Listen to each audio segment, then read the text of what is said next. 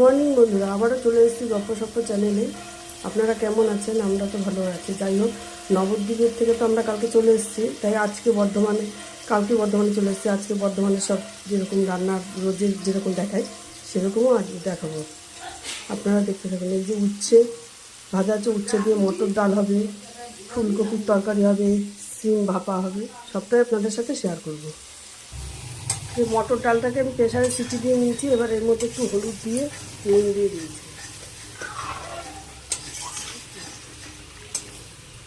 মটর ডালের যে সোমবারটা তৈরি হচ্ছে আদা বাটা,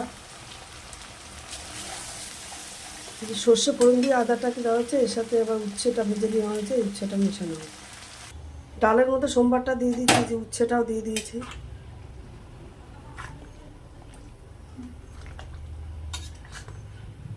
এবার ডালটাকে একটু ফুটলে নামিয়ে দেবো।